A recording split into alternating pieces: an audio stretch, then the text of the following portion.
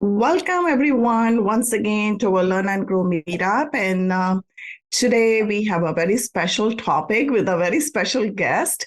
Our topic is KP and the loan guarantor's role in real estate syndications. And my very good friend, over the years, we know each other for a while. Ethan Gao is here with us. He's our guest of honor today.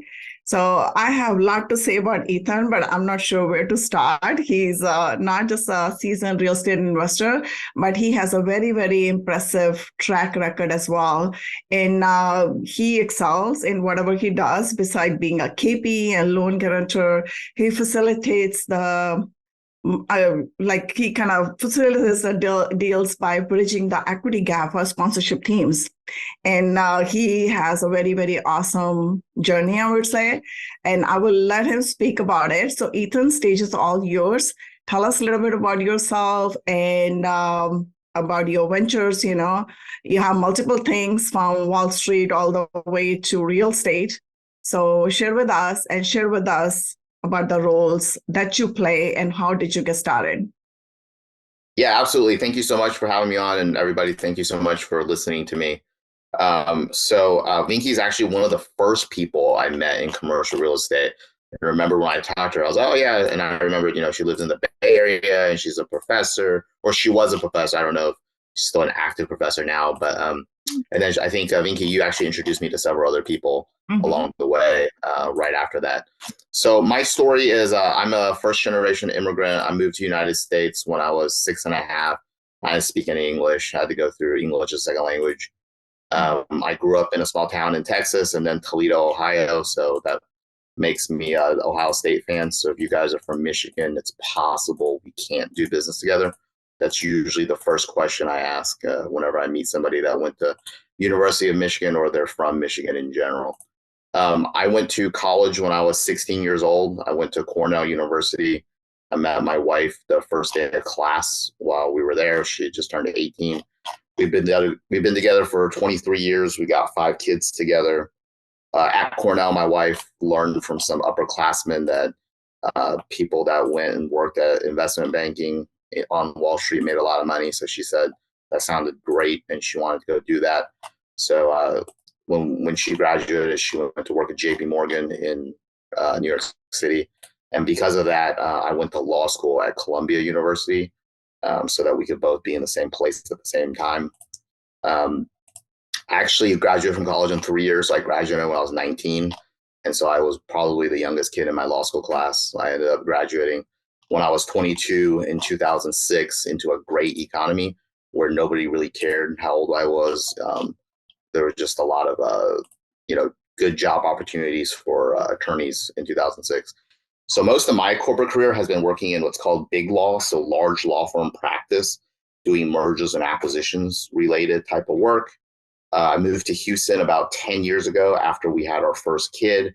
And when my wife decided she wanted to take a break from Wall Street, and we wanted the lower cost of living, no state income tax, and we wanted a huge house in the suburbs without, having to spend $1 million. So when we moved to Houston, I worked at a big law firm that did a lot of oil and gas mergers and acquisitions. And I just remembered it was just those Wall Street jobs are relatively rough working environments. You work a lot of hours. There's a lot of volatility in your work. The people you work with are usually not the sweetest or the nicest people. It's very demanding, etc. So I just always remember when I had a late night or a rough week at the office, I would just continuously Google things like, hey, I already have money. What do I need to do to not have to work at this job? So it really led me down 2 paths. One was looking at franchises. So I talked to a bunch of people that are franchise consultants or franchise brokers. And, I kept telling them, hey, I just have some money. I don't really know anything. How do I make more money with this? I don't want to do any work. And most of them just basically told me that doesn't really exist, dude. Like, if that existed, we would just all be doing that. So you either got to do some work or you have to have some expertise or you got to be willing to take a risk. And none of that seemed particularly interesting to me. So the other line of reasoning I went down was real estate investing. And specifically, I started listening to a ton of podcasts and watching people present about their real estate journey on Bigger Pockets and YouTube and, reading articles. And essentially I decided that I wanted to be in real estate. And because of the position I was in, having been a corporate lawyer, a high-end corporate lawyer for quite a long time, and I had a lot of cash, I basically decided that the best role for me was to be a hard money lender. So I started in real estate about 9 years ago, lending people money to fix and flip houses here in the Houston area. Since then, I probably made over 400, 500 loans. I don't really keep track anymore. It's too many. And then about 3 years ago, one of my friends just told me, hey, did you know that in multifamily and commercial real estate, you could get a role on the GP team just primarily by being the loan guarantor? So if you have liquidity and net worth and the other people on the team don't have enough, you could sign on the loan and then you get brought into the action. And I was like, oh, wow, that sounds amazing.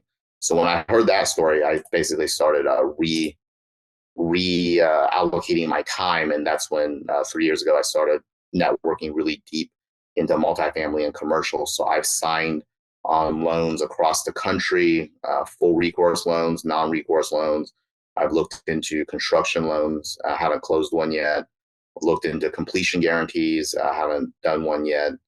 And one of the things I noticed was a lot of times people did not need me to sign on their loan at all. What they really needed was a short-term loan to get them to closing. So what I notice is sometimes there's investors that will back out of a deal last second because they have a personal situation or something happens where they're not able to invest the cash anymore. So I found in situations like that, I can come in and replace that investor, allow the lead sponsors to close the deal, and then they can raise the money post-closing to pay me back. So I've done, a couple dozen deals just like that, and that's usually the fact pattern I'm looking for when I make my short-term emergency loans. So that's kind of a general 5-minute background. I think that was good, very good background. It shows us where you started and where you're heading, And I really love it when you said, I had the money and I wanted to put my money to work. And a lot of people, they forget that, they're just working tirelessly all life long and they don't think they have this asset where they can make that work in their favor and they don't have to do much. So I'm going to start with this question. Since you've been KP on multiple loans and also loan guarantor, what is the big difference in the two, or is it kind of one of the same thing? They're basically the same thing. Key principal tends to be used as a term of art in government loans like Fannie Mae, Freddie Mac. I think that's where it comes from. It's called a key principal, key person, but it's basically the same thing. So, essentially, if the lead sponsors are very bad at what they do and they don't know what they're doing, then I might be on the hook for paying off the deficiency on the loan. And then depending on if it's recourse or non-recourse, there's certain outs and certain risk levels. And then I forgot to mention, I still actively practice law, and I've added someone to my team. So we actively do PPM, syndication, and fund formation docs for our other investors. And then I've signed on loans and made loans to not only real estate projects, but operating companies. And then within real estate, about 80 to 90% of what I do is multifamily, but the other 10 to 20% is non-multifamily. So I've done industrial, self-storage, hotel, and office as well. Oh, that's interesting. So what qualification do you need to be a KP or a loan guarantor? Is there something like that? Because we know that you're an attorney and you know how to read the PPM or write the PPM or just, set your own limits or restrictions, how you wanted to do something. But for an average person not having that kind of background, what kind of qualification somebody needs to have in order to take on this role? The major qualifications are actually having as much liquidity as possible and having as much net worth that's provable as possible. And then if you've got simplified tax, if you've got relatively simple taxes where, you don't make $900,000 as a doctor and then have $1 million of losses from real estate. That's great. But sometimes that makes it very hard to qualify for a loan because they're like, okay, well, you just lost 100K. That was a good one. So could you elaborate a little bit more on the responsibilities and importance of a loan guarantor, since you're talking about that? Yeah, the responsibilities are really most of the work is pre-closing, pre-loan qualification. So depending on the lender and how many questions they have and what their compliance is, it can be quite a lot of work, or it could actually be really easy. I'll give you an example. So I did a deal with a nationwide lender. It's actually a REIT. Most of you would know the name, the Ray Active. That one was the biggest loan that I've signed on to date. That was the simplest one. So I emailed them my tax returns, my personal financial statement, my resume. I had a little 2-paragraph summary about my biography. And then they emailed me back and said, okay, cool story, bro. Can you show us proof of liquidity that exceeds X dollars? And then I sent them some, and then they said, okay, cool, done. No further questions. So they didn't ask about my losses on my tax return. They didn't ask about how I valued this company that I own. Why do I assign X dollars to the value? Nothing. Conversely, or as a separate example, I think I applied just a couple months ago with a local bank here in the Houston, Texas area for like a $3 million construction loan on a self-storage deal. So I did the same thing. I sent them, I have a whole folder. All I do is I select all, and then I attach it, and then I say, please see attached. And then it's their job to tell me what's missing, what's not missing. So that particular bank, they didn't, this is a bank, actually, I'll just say it out loud. I would never, ever use them, and I would never recommend anybody use them. They're horrible. Just absolute dog shit. They didn't do their work until like 2 weeks before closing.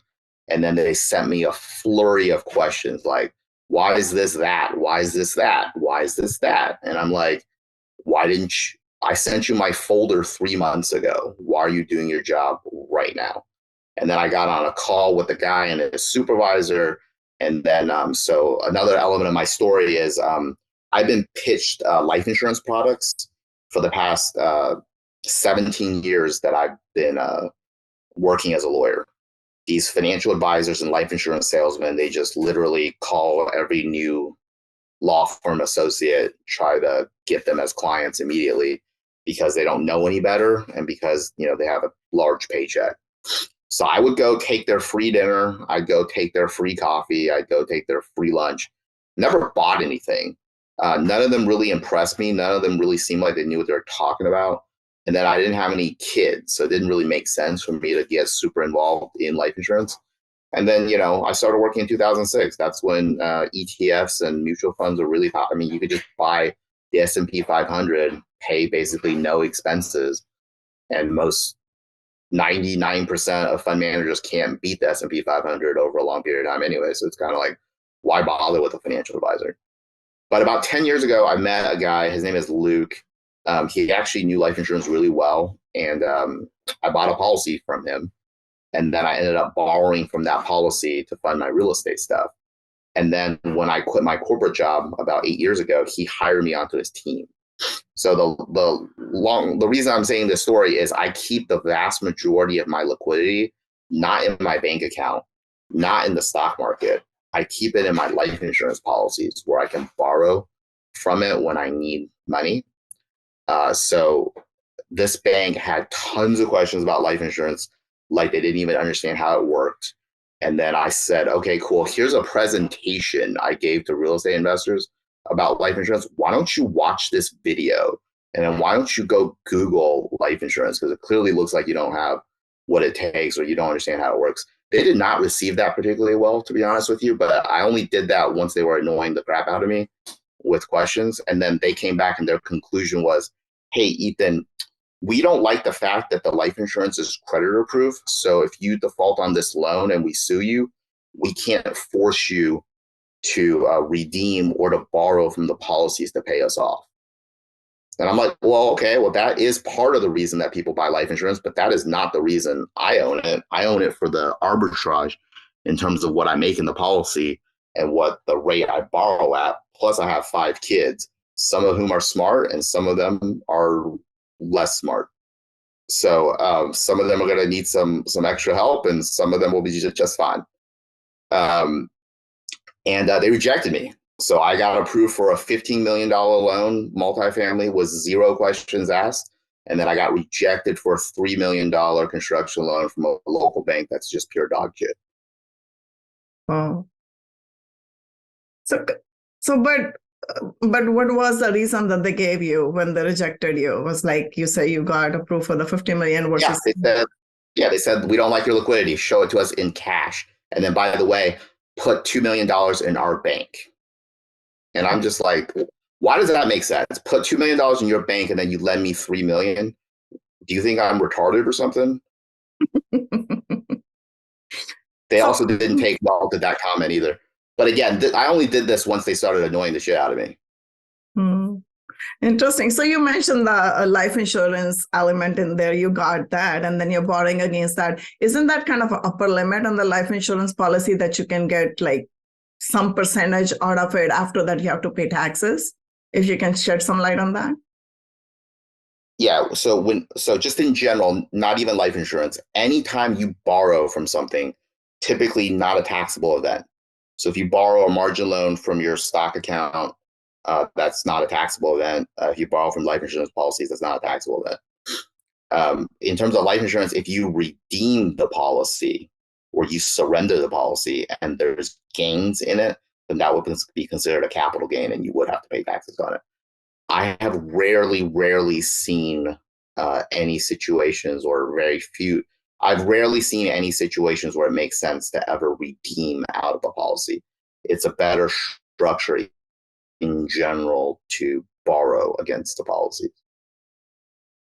Interesting. Okay, because I don't know, somebody was telling me that you can borrow up to a certain limit, and after a certain limit that you have, according to how the policy is structured. And if you go beyond that threshold, you have to pay taxes, or it's taxable. But anyways, I mean, this is an interactive section. Yeah, just stop you right there, Vicky, just real quick. I like to make this comment too whenever we talk a little bit more about life insurance. So life insurance agents are less qualified than realtors. So think about your realtors that you know. Probably 80% of them sell their friends and family, and then 2 years later, they're out of the business. Life insurance agents are even less qualified. The test is much easier, and it's very similar. Once they sell their friends and family, they don't have anywhere to go. They don't have any sales. So most people in life insurance are, they don't know what they're talking about.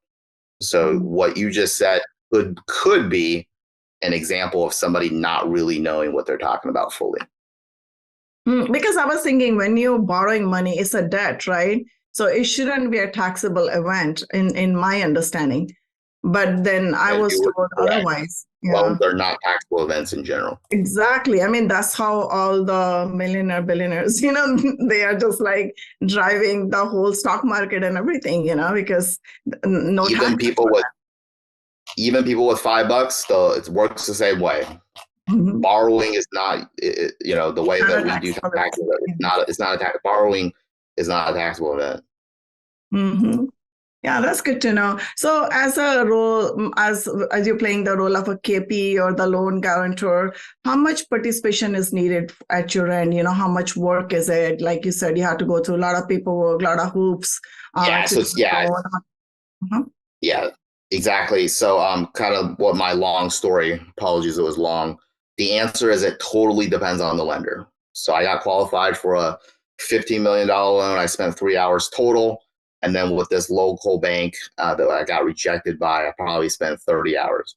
And then at the end, I just told them, like, guys, why don't you just come to my office? I'm going to sell you life insurance. Because it seems like you don't really get it. It was not received well. They will not be buying life insurance. By the way, this is an interactive session. If anybody has any question while we are, discussing this topic, you are welcome to chime in. Just take yourself off mute or raise your hand if you have any questions, and you can ask Ethan directly. So, Ethan, can you tell us another? I'm sorry, go ahead. Oh yeah, I was just going to say, feel free to ask whatever. Exactly. So I was going to ask you if you can share with us one case study or one success story for you, like how you got started, how you were a KP, and then did you get any full cycles yet or no? Not yet. So the one that I did earliest was about 2 years ago. And Mhm. as you guys know, it's 2023. This is not a good year to list things for sale unless you have to or you're just willing to take a lower price. Probably better to wait till things improve to list things for sale. So I'm guessing the first full cycle thing I'll have is probably going to be 2025, maybe 2026. Interesting. And the most of the deals that you're on as a KP, is it like a good percentage share that you get in the deal, or is it negotiable? How does that work? If you can share some light on that as well. Yeah, it's negotiable. It's not like it's not like Craigslist where you could post and say, "Hey, I'm looking for a KP. Let's just have them all compete and let's pick the one that says the lowest." Doesn't quite work that efficiently. So generally speaking, recourse loans are more risk, and then recourse loans limits the KP's ability to do more. So like that local bank that I keep throwing under the bus, and most local banks like that, they're going to be recourse loans, and then they want to know what other recourse loans you have, and then they're going to want to know what is the DSCR because they're trying to figure out the probability of default or the probability that I would have to cough up monthly payments to subsidize the deal.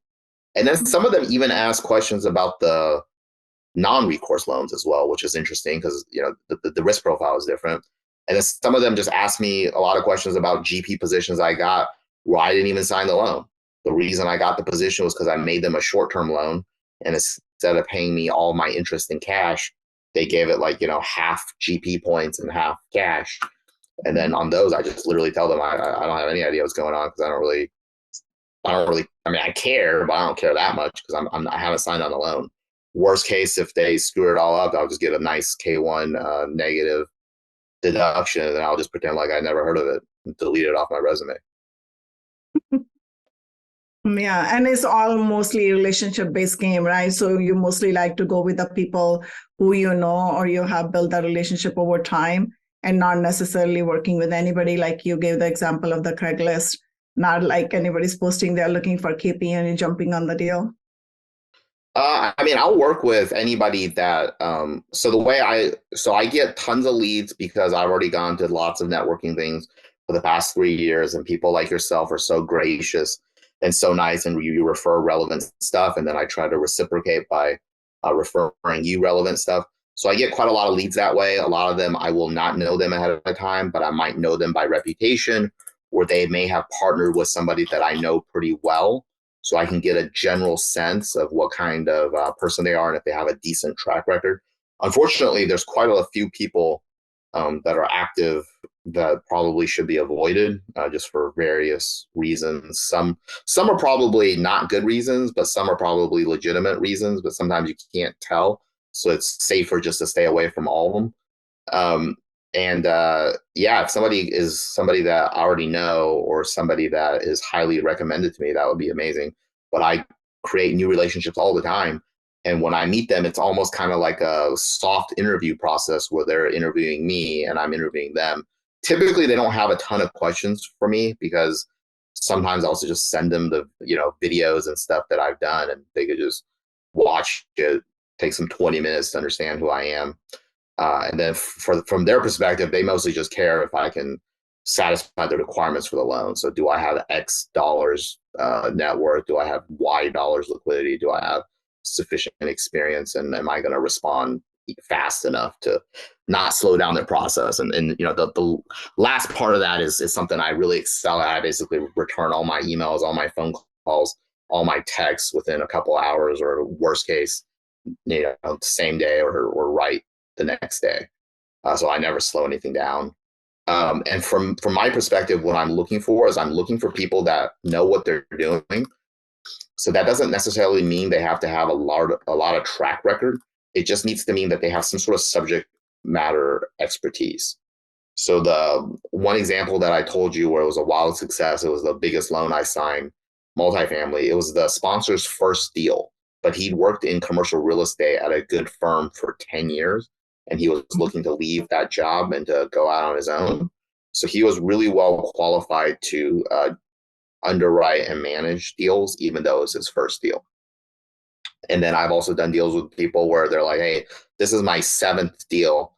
I'm just trying to do a slightly bigger deal and I just don't have enough liquidity to qualify. So I just need you to be on it, or somebody like you to be on it. So that's the first thing I'm looking for. Does somebody have some sort of subject area expertise? Second thing I'm looking for is compatible personalities. There's going to be people that are going to make a lot of money and they're great. They will not like me and I will not like them. So I'm going to try to avoid most of those. It's just too difficult. Life's a little too short to really try to jam all that in. And then there's people that are just morons, unethical, all the parade of horribles, or, you look at their underwriting and they can't do math. So those people end up being passes. So for me, the sponsor is more important than the deal. So if a bad sponsor comes to me with a great deal, that's a pass. If a good sponsor comes to me with like an average to slightly above average deal, that's probably going to be a yes. If a good sponsor comes to me with a bad deal, that's a no. I probably just ask them, hey, can you find a better deal? Yeah, and I agree with you 100%. You always want to work with the people you know, like, and trust, because it's like marrying somebody for the course of the time. It could be 5-year deal, could be 10-year deal. So if you don't like the person, just imagine what the life is going to look like. So I'm 100% on board with you. You have to like the person who you wanted to work with, number one, and then after that, with the course of time, you build relationship anyways with that. And then, like I say, jockey is very important. And in our case, jockey is a sponsor, and sponsor has to be strong. At least, if the deal is not good, they can make it better because of their business plan, because of their knowledge or their skill set. But if the jockey is not good or novice and even dealers are good, the deal is going to go downhill. I really love that, the way you explain it. It's really good. So there's a question. Maureen also mentioned communication and compatibility are the keys, and 100% Maureen. Sonia's asking, are the recourse loans you sign on only on the new developments? Because development deals are mostly recourse loan, right? Generally speaking, yeah. Development and raw land type of deals tend to be recourse, but sometimes even normal deals, because of interest rates or because of leverage or because of availability of funds, you might be forced to do recourse even if you don't want to. That happens. But yeah, they're not all new development. Like one is a multifamily value add, just a typical deal. It's just one I have in the Houston area where I live with a first-time sponsor. I've known her for several years. That was just a deal that was too small for a nationwide lender to really want to do. So we went with a local credit union and got a really good interest rate and all that stuff. So share with me some of the challenges or risk that you experience over the course of time, doing this many deals. Yeah, so if you do it well and you're relatively selective about it and you have good judgment, which I'm not saying I qualify for any of these. I think it's situational. Definitely made mistakes and definitely read people the wrong way on some of these. And then, some people have surprised me a little bit too. I would say just kind of like what I re-emphasized before, the quality of the sponsor and how consistent and how compatible their personality is really, really important. I've done some business with people where I literally tell them straight up, hey, I'm a communication responsive guy. I'm not necessarily expecting you to call me back within 2 hours or to read all your emails or to, text. I know you didn't go to Cornell and Columbia Law School and you didn't work on Wall Street. So I'm not expecting you to be an investment banker that worked in Goldman Sachs and you answer me every 5 seconds. But if you don't call me back in 5 days and I've texted you multiple times and I've emailed you multiple times and I've left you a voicemail, you're just not going to be my type of person. So we might as well get rid of that now. And then what's interesting is a lot of times people say, oh, no problem. Yeah, that would be great.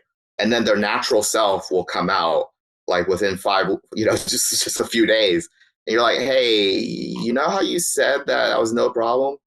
That's a problem. That is not your natural personality. Like, why are you even bothering lying to me and lying to yourself? That's like my my middle child, number 3 of 5. She's left-handed, so my other kids are all right-handed, and I don't know anybody else in my family that's left-handed. And it's really funny. Uh, she also has she's the greatest. Well, no, she's the most frequent liar. She's not very good at lying, so I can't say the word great or big. She's just the most frequent. So a lot of times she'll, if I'm not in my office here, she'll come and use my computer, and then I'll go ask her later, hey, did you use my computer? And then she'll say, no, of course not. I was, reading my book or doing my homework. And then I'll see the mouse. It'll be on the left-hand side. And I'm like, hey, Skylar, you know how you're the only left-handed person and none of us are? And then when you move the mouse the other side, that's a dead giveaway, man. Don't be walking around telling people that you're right-handed if you're going to be giving it away like that. So there's a core base of people's natural personality. So there's certain people that just really won't be particularly compatible with other people, and there's really not much you can do about it. And just in general, I try to avoid those if possible. It's just a little bit difficult to get those to work for the long term. No one's going to be specifically super happy. Okay, so we have a couple questions in the chat. One is from Sonia. Any bad deals so far? So far, no. But hopefully you won't be reading about me in the news like you've been reading about some of these other people, some of whom are very, very famous, some of whom are bigger than life personalities, some of whom talked a really, really big game, some of whom have won awards multiple times. A lot of these people are getting foreclosed on. Yeah, but aren't you glad that you have a law degree at this time so you can carve out the things and have a little bit more legal knowledge than anybody else? Not really. I don't think it does much to help. I mean, I think, and just reading the stories about the people that have failed, I don't really think they took a unreasonable strategy or tactic when they bought deals in 2021, late 2021, 2022. The Fed hiking interest rates this quickly, this much, was not priced into the markets until very, very late into the game. So I had one guy, he trades Euro-dollar futures. I remember he literally told me this. He told me in 2022, he said, Ethan, interest rates are going to go higher much more than you think. You should buy these Euro-dollar futures, put like 100 grand. Risk reward is 10 to 1. And I said, okay, based on your other track record of these random crappy stocks you told me to buy, I don't think you know what you're talking about.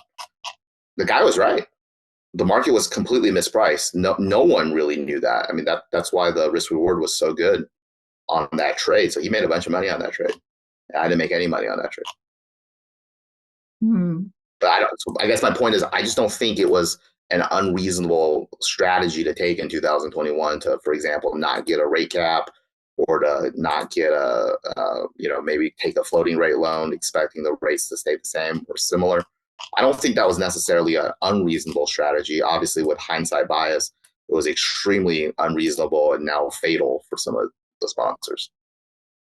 That's true. But I think, whosoever was working that deal, that particular strategy that they created for themselves, they might thought it might work for them, So it's like having the holistic view of whatever you're doing is much more important, I would say. So I have a few more questions. And one question here is from Maureen. She wants to know, would you possibly consider loaning new container residential construction project? Possibly. I mean, lending my money or signing on a loan, Maureen? Maureen, you want to come off mute and talk? Maureen's great, by the way. For everybody that doesn't know Maureen, she's awesome. Yeah. Yes. Hi. Good morning. I'm thinking about maybe building a model. I'm in love with container construction, and Ethan knows me. Hi, Ethan. You're great, amazing. And this is the first time I've met you, Vinky, and I'm honored. I'm honored to be here in your presence because I've watched you a little bit on LinkedIn. But I've been an investor for a long time, a long time, for decades. And I've done a lot of things in a lot of states, and I'm a real estate broker investor, and I've paved the road and pioneered it for a lot of female investors and other people globally to come into the United States and invest. And Ethan is at my real estate happy hour Zoom pretty much every week. But I'm just passionate about these containers. I'm crazy about them. And I want to build a model. And I've always, the most money that I've ever made, I make it at the bottom of the market. I'm the one that comes into an area and buys the property that everybody else shuns and they don't want to have anything to do with. I'm that person that stays on the low end of the market, and I laugh all the way to the bank. So I'm really not ego involved in my projects, but I was just thinking about loaning on it, or I don't know, co-signing or partnering or something like that. I Yeah, see in co-signing probably, loaning on it probably not. And then I think for that product, you're not going to have a ton of lenders that are going to be able to do it or want to do it. So I think your universe of lenders is going to be pretty small, and you could probably hit them all up within a week or so and just figure out who can actually do it or not. Okay, sounds good. Like I can tell Thank you that you. local bank that rejected me for the self-storage, I can guarantee you they will not buy life insurance and they will not lend on that idea either. Who was that? Did you tell me? I can tell you later. I probably shouldn't be slandering Okay. them. Recording. Okay. It's not slander when it's true. That was one of the worst customer experiences I've ever had, and I'm going to keep remembering it. And just by the way, I don't know if any of you are Texas A&M Aggies or live in the College Station area. I've got two partners that are.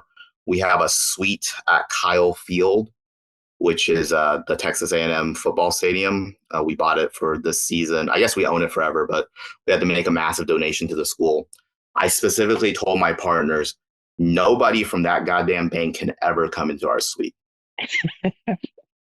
That is how piss poor of a customer experience I had. Wow. Must have been Exactly. like that. Yeah. I'm not even that vindictive. Maureen can tell you, I'm not that mean. I'm mean. I'm not that mean. No, I think you're just honest. Okay. If people ask you and you answer them, they better be ready for the truth. Okay. Because that's what they're going to get. I don't think it has anything to do with being mean. It's just saying how it really is out there. You know, what it's really like to do business with these people. They're not that nice. Their marketing and their networking campaigns are great and they look like they are, but when you really get down into it with them, you don't want to get in bed with these people. You don't want to have them as partners. You don't want to have them in your life. You don't want to be involved in litigation. It doesn't matter if you're in law or not. That's not the point. That's not why we're in business. We're not in business for that. We're in business to make money and enjoy our lives and our time and be healthy and not deal with people like that. So I don't know. I lack discernment sometimes too, I think. And I should know better, but maybe all of us do. It's getting harder to tell because there's so many scams and they're so sophisticated that, you know, sometimes I can't tell the difference. Yeah, I agree with you, Maureen. And then Ethan, you're very straightforward. That's what I like about you, about you. But the thing is, if people perceive you wrong, that's their perception.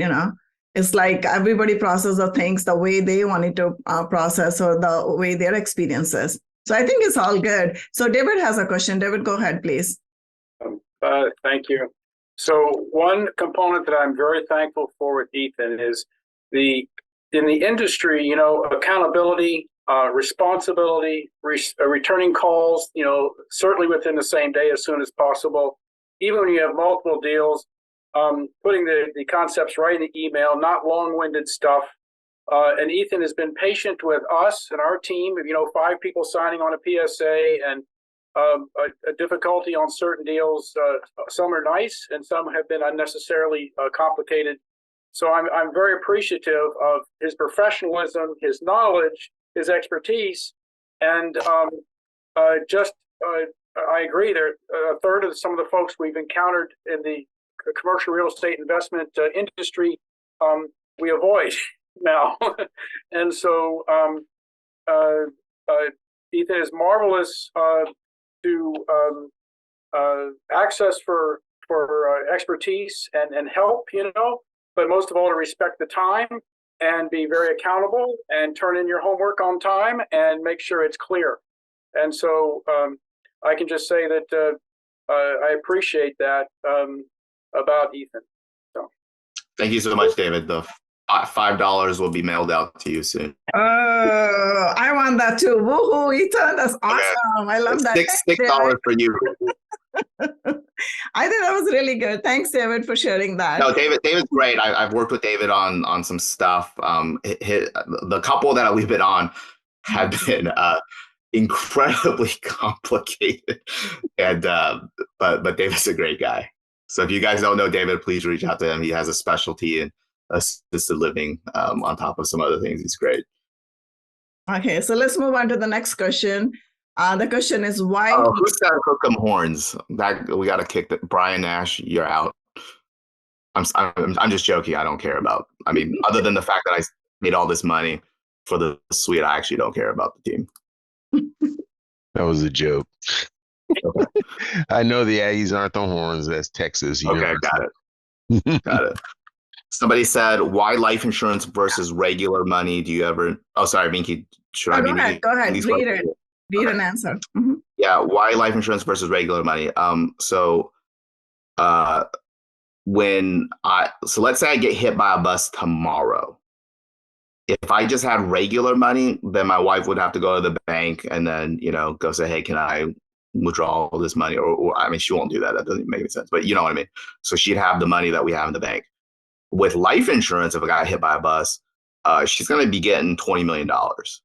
So pretty big distinction between cash versus life insurance. Life insurance, the way we do it on our higherly cash value policies and cash value policies is it's very similar to cash, but it comes with this big bonus if you get hit by a bus. And then if you don't get hit by a bus and you just die in your sleep when you're 99 years old, you also get a bunch of money.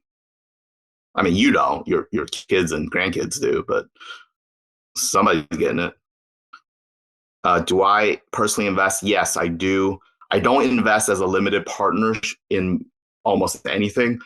I basically cycle my money through short-term loans. The reason for that is, number one, I like doing the emergency loan stuff. I can charge a big premium on it. Number two, because I'm signing on loans, I need to show a good amount of liquidity.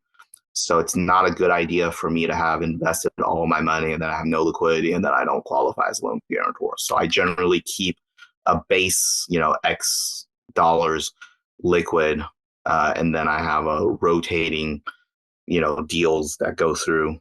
But right now, I think what I'd rather do, especially with the market the way it is, I'd rather save more of the liquidity in case there comes like a really, really good deal to actually buy, either for myself or with another GP or with Vinky. She might come to me and say, hey, man, this is like the best deal I've ever seen. Can you please join, blah, blah, blah. And then that might actually make sense to invest my money in that deal instead. And again, might be wrong, right? Those markets don't necessarily last as long as people think. So, like in 2008, 2009, 2010, you had about 2-3 years to get in at a low, and then it shot up. Like during COVID, you had like 3 months to buy at a low, and then it just shot up. So I don't know what this one will be. I don't know if you're going to get 6 months, 18 months, 36 months, but at some point it'll shoot back up. You think about that. That's what your crystal ball says, or that's what you see in your crystal ball, the market perspective? I don't have a crystal ball, but yeah, I mean, so what I can almost assuredly say is it'll go up. I just don't know how long it'll take. So you might have a 6-month window to buy a bunch of stuff cheap. You might have a 12-month window. You might have a 36-month window. You might even have a 5-year window. I don't specifically know. I just know that it'll go up after that period's over. That's just kind of how money and markets work. Mm-hmm. So and then the people that say this time it's different, I don't believe any of them. They said that in 2008. That wasn't true. Said that during COVID. That wasn't true. So I've already lived as an adult through 2 times where they said this time it's different. It wasn't different. Mm-hmm. I agree on that too somewhat, but we'll wait and watch what happens. So any last piece of advice that you wanted to give it to all the people who are here, who are looking to be keeping a deal or maybe loan guarantor, any kind of legal advice or personal experience that you wanted to share with us that will give us more insight that what we do or don't do? Yeah, I would just say I see a lot of people evaluate deals so much. They get into the nitty gritty of, hey, let's toggle sensitivity on insurance, or let's toggle sensitivity on property tax. Let's make a pivot table for all of these opportunities. When I'm a loan guarantor and I'm looking at a deal, I basically ignore almost all of that. Like, I literally don't care if we're making 16.9% or 17.1. Like, I'll take 17.1 any day over 16.9, but those are not big issues, right? The big issue for me is, hey, is this person going to perform? Can this person actually do what they say they're going to do? Because they're going to be controlling an asset, and they're basically controlling a lot of people's money that's been put in. Can this person be dependable, reliable, and do the right thing? Can they do it during a okay cycle? Can they do it during an up cycle? Here's a hint. Almost anybody can do it during an up cycle. It doesn't take that much during an up cycle. And then can they do it during a down or slightly down cycle? And then that's way more important to me versus if it's a 16.9 or a 17.1 return. Mm-hmm. But I see so many people focus on that 16.9 versus 17.1, where I'm like, man, I don't really think that's that important. Yeah, but the thing is, this is the understanding too. A lot of people, when they look at the deal, they're just looking at the return, like it's 70.1. Oh God, that's more lucrative. That's more attractive to them. And I don't blame them either. It's just like I say, it's all about your understanding of the deal. So you're looking at the deal from a different perspective. So which makes sense for you. One last question, do you invest or would you recommend investing in other asset class like crypto, Bitcoin, ATM? Yeah, not interested in crypto at all. I have like very small crypto positions that I don't even follow. Probably lost them all. Probably somebody hacked them and they're gone. I don't even check. ATM, not really. The reason for ATM, I think they're a pretty good cash flow business, pretty good depreciation game, because I think you can expense or you can get more tax benefits out of them. But like ATMs, to me, that looks like a industry in secular decline as we use our phones and stuff like that. So I don't really want to invest in anything that's a secular decline, right? Like, what's the point? You're just investing in an industry that's declining over time. I'd rather invest in an industry that's either stable or going to increase over time. And then all the ATM people can laugh to the bank and say, "Great, Ethan, you're not competition. We'll just make all this money in ATMs. No problem. Good for them. I'm not interested in investing in anything that's in a secular decline." I agree on that. Any more questions for Ethan? Ethan, could you please share your information, how people can reach out to you? You are the rock star today, man. Everybody wants to connect with you after this call, seems like. Yeah, no, thanks, everybody. So my easiest way to connect with me is ethan@galfamilyoffice.com. I wrote it in this little chat. And then if you search Ethan Gal Houston or Ethan Gal Lawyer or Ethan Gal Cornell or Columbia or something, I'm probably the only one. All right. Everyone, please feel free to reach out to Ethan if you wanted to connect further.